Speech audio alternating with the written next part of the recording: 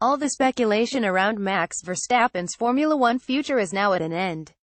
The Dutchman has signed a new 3-year deal to stick with the Red Bull Formula One team, tying himself to energy drink giant until the end of the 2020. But what does that mean for Daniel Ricciardo? All the burning questions over Verstappen's new deal. So how long is the extension for? Verstappen's previous deal with Red Bull was due to expire at the end of 2019, so at face value his new contract only amounts to a 1-year extension.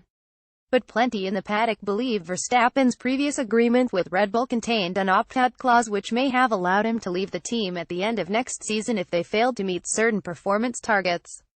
Given that Daniel Ricciardo's deal with the team expires at the end of 2018, the nightmare scenario of Red Bull losing both halves of a lineup considered to be the strongest in F1 makes their money-no-object determination to retain Verstappen entirely understandable, both from a sporting and commercial perspective.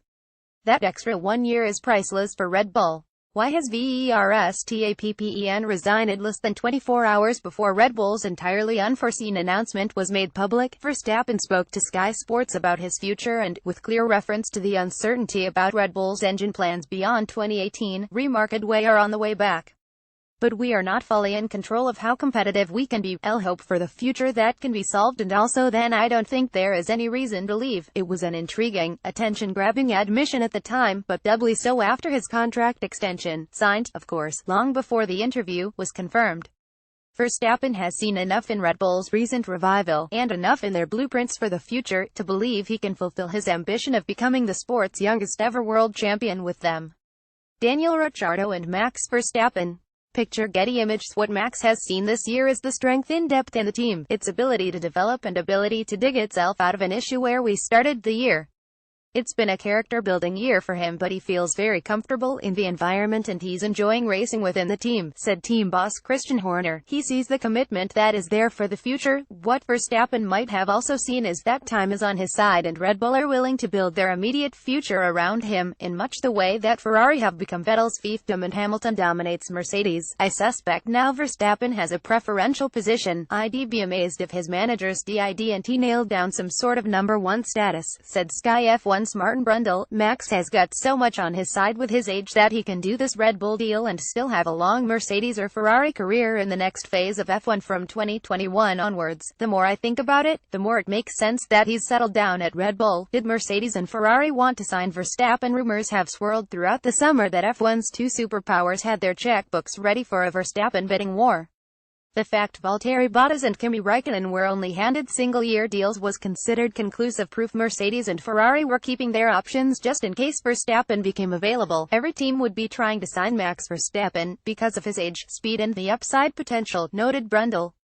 But Vettel's decision to sign an unexpectedly long extension, running to the end of 2020, presented a significant obstacle to the notion of Verstappen moving to Ferrari in the immediate future.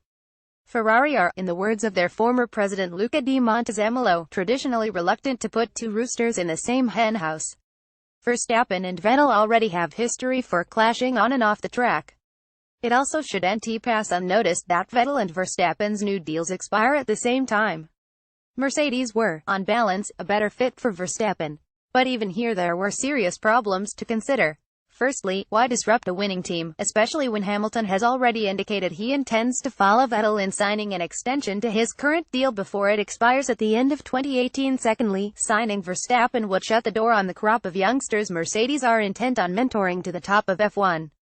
And thirdly, if Mercedes were to sign a Red Bull driver, his personality and far friendlier relations with Hamilton made Ricciardo the far likelier option. The Formula One driver has given his first winning car to the museum. What now for Ricciardo? While Verstappen has been tied down, questions remain about the future of the other Red Bull star, who is still set to be up for grabs in the 2019 driver market. So is this surprise extension a sign Ricciardo is set to depart? For me, it tells us that they know Ricciardo is off, remarked Brundle, with the Australian racer himself admitting he's looking forward to negotiating as a free agent for the first time next year. Red Bull, publicly at least, insist they are eager to keep their 5-time race winner. We've spoken with Daniel, said Horner. It's very clear we want to do exactly the same with him. There was a window of discussion that took place with Max, and obviously our objective is to retain the two drivers, and hopefully we will be able to achieve that until 2020. However, Horner's comments both before the renewal and within the contract announcement itself have remained consistent when it comes to Verstappen, standing he is in the best place in the sport to build a team around him. Just how will Ricciardo feel reading or hearing that he's hardly set a foot wrong in his 4 years with the senior team, and he's not exactly the type to play second fiddle? Max is 10 years younger than me, the 28-year-old told Sky Sports News. I wouldn't say we're at different points in our career, but, naturally because of his age, perhaps he is in a different situation. Indeed, Ricciardo is already older than Vettel was when he left Red Bull for Ferrari, and he could yet follow a similar path. It tells me Ricciardo will be in a Mercedes in 2019, concluded Brundle.